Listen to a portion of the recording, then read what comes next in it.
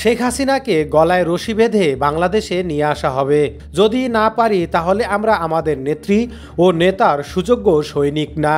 দাদারা আপনাকে রক্ষা করবে, দাদাদের বুকের ভেতর থেকে তুলে নিয়ে আসব। শেখ হাসিনার উদ্দেশ্যে বিএনপির যুগ্ম মহাসচিব হাবিবুন্নবী খান সোহেল এ কথাগুলো বলছিলেন। তিনি আরও বলেন, আমাদের মিথ্যা মামলা সাজা দিয়েছিলেন, এবার সত্যি সত্যি মামলা বাংলাদেশে চলবে।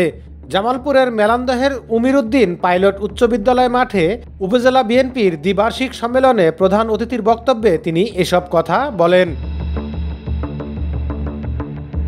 হাবিবুন্নবী খান সোহেল বলেন, সারা বাংলাদেশে যারা ভোট ব্যবস্থাকে ধ্বংস করে দিয়েছে তাদের মুখে এদেশের জনগণ ভোটের কথা শুনতে চায় না।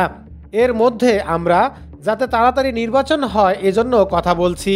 এটার মধ্যে আবার অনেকের ভুল ধরছেন।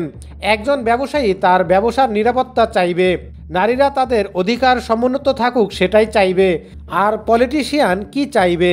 সে জনগণের জন্য যেন কাজ করার সুযোগ পায় এবং একটি পরিচ্ছন্ন নিরপেক্ষ নির্বাচন যেন হয়। পলিটিশিয়ান নির্বাচন চাইবে, এটা অন্যায় হতে পারে না। মেলান্দহ উপজেলা বিএনপির আহ্বায়ক মোস্তাফিজুর রহমান বাবুলের সভাপতিত্বে সম্মেলন উদ্বোধন করেন জেলা বিএনপির সভাপতি ফরিদুর কবির তালুকদার শামীম।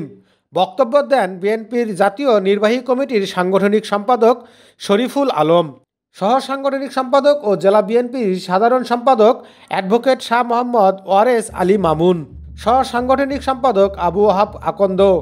সম্মেলন সঞ্চালনা করেন উপজেলা বিএনপির সদস্য সচিব নুরুল আলম সিদ্দিক।